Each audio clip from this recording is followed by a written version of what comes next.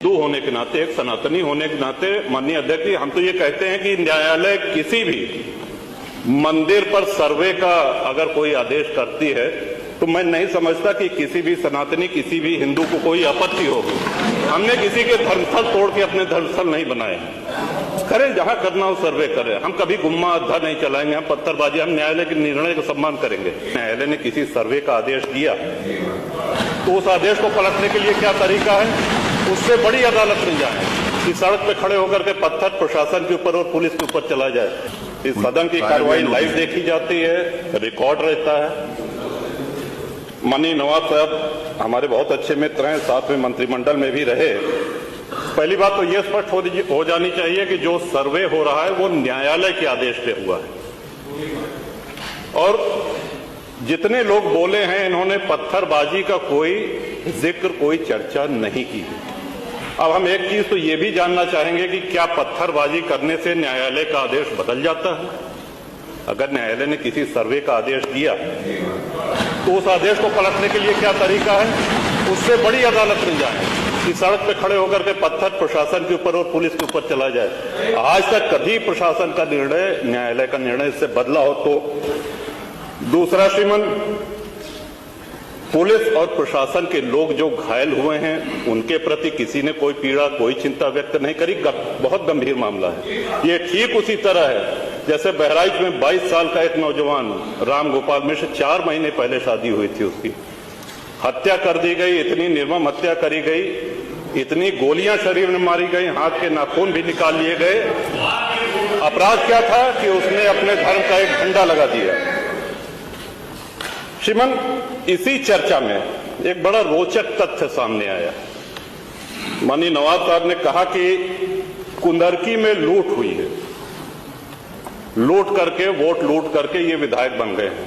वरना कुंदरकी में 65% मुसलमान हैं, 35% हिंदू हैं, तो रामवीर सिंह कैसे जीत जाता?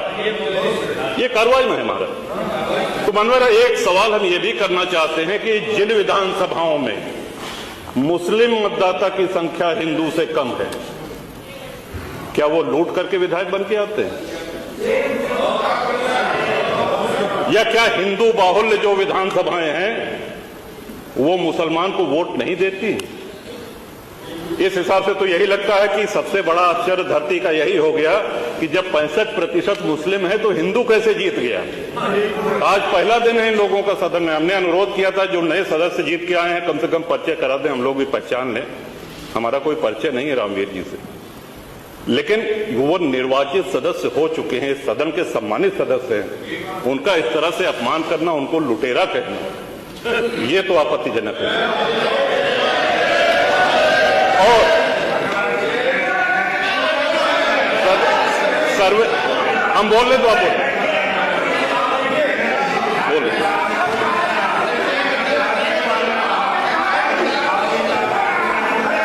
माननीय अध्यक्ष जी, 2 मिनट में अपनी बात समाप्त कर रहा हूं। 2 मिनट में अपनी बात समाप्त कर रहा हूं। हम लोगों ने भी बड़े धैर्य से सुना।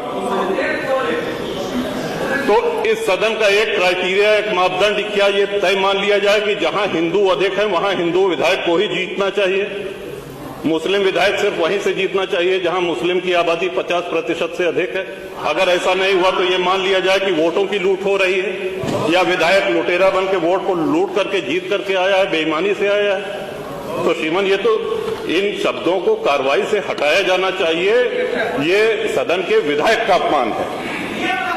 और एक बात और कही गई कि सर्वे शांतिपूर्ण चल रहा था।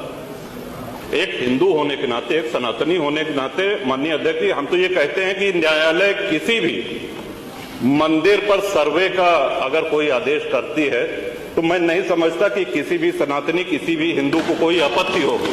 हमने किसी के धर्मस्थल तोड़ के अपने धर्मस्थल नहीं बनाए। करें, जहां करना हो सर्वे करें। हम कभी गुम्मा अद्धा नहीं चलाएंगे, हम पत्थरबाजी, हम न्यायालय के निर्णय का सम्मान करेंगे।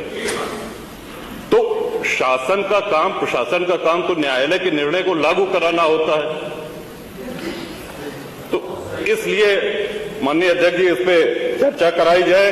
चर्चा में भाग लेने की इच्छा इधर भी है, इधर भी है, बहुत से लोगों की है, और चर्चा कराई जाएगी तो बहुत सी सच्चाइयां सामने आएंगी। बहुत बहुत नेता